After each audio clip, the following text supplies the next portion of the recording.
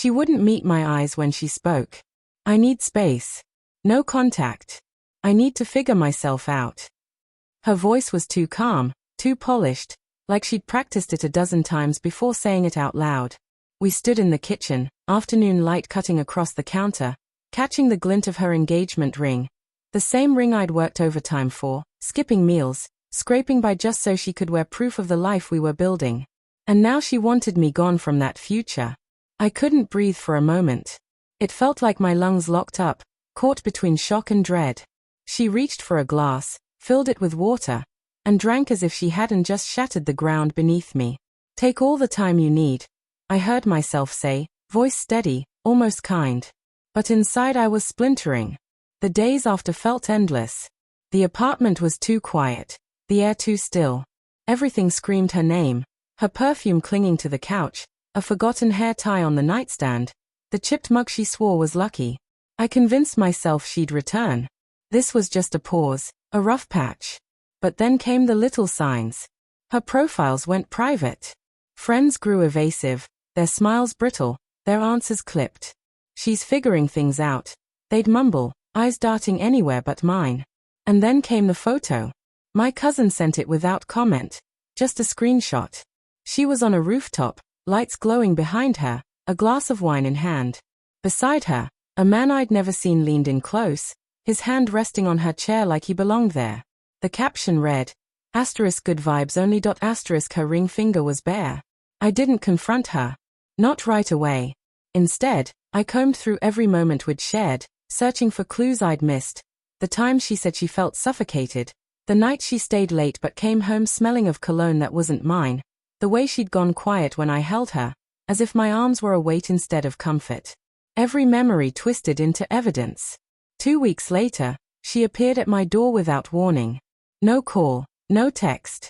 She looked alive in a way I hadn't seen in months, glowing, almost weightless. My stupid heart leapt at the sight of her, eager despite everything. "Hi," she said softly. I stepped aside. She walked in, and the apartment seemed to breathe again. We sat on the couch. For a moment, it almost felt like nothing had changed, until she spoke. "I hope you're okay. I never wanted to hurt you." I let out a bitter laugh. "Never wanted to? You told me you needed space, and now you're with someone else." Her eyes widened.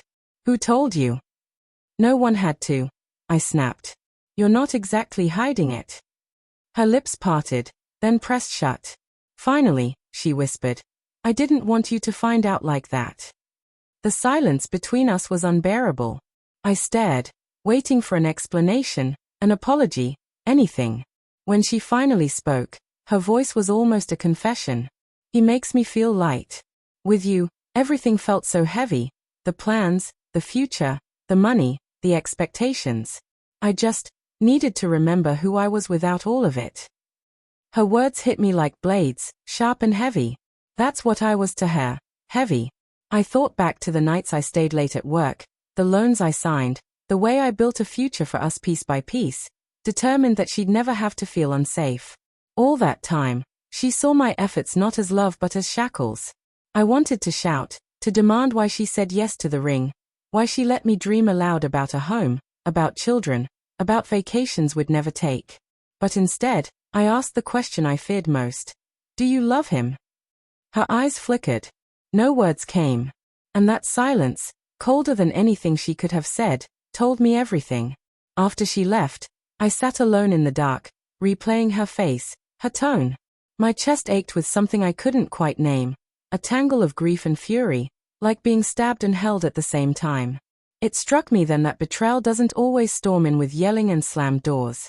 Sometimes it arrives quietly, wearing soft words like space and freedom. But betrayal, no matter how gently spoken, cuts just the same. Weeks went by. Friends tried to comfort me with well-meaning clichés. "She wasn't right for you. You'll find someone better." But they didn't get it. I wasn't grieving her. I was grieving the person I thought she was, the one I had built my life around. The cruelest part was realizing she didn't choose him because he was more, just because he was easier. No past, no shared burdens, no weight. Just escape. And I was the anchor she severed. The last time I saw her, She was sitting at a cafe with him. Their laughter was bright, too bright. Her hand brushed his arm. The same casual, intimate gesture she once reserved for me. She saw me. Our eyes locked. For a second, her smile faltered. Then she turned back to him, leaning closer, her silence answering questions I no longer needed to ask. I left without a word. That night, I packed up her things, the chipped mug, the hair ties, the photographs that once looked like memories but now felt like exhibits in a trial I'd already lost. When I sealed the last box, I said softly, "Take all the time you want." This time, it wasn't an invitation. It was a goodbye. Because sometimes the sharpest revenge isn't rage or retribution. It's survival.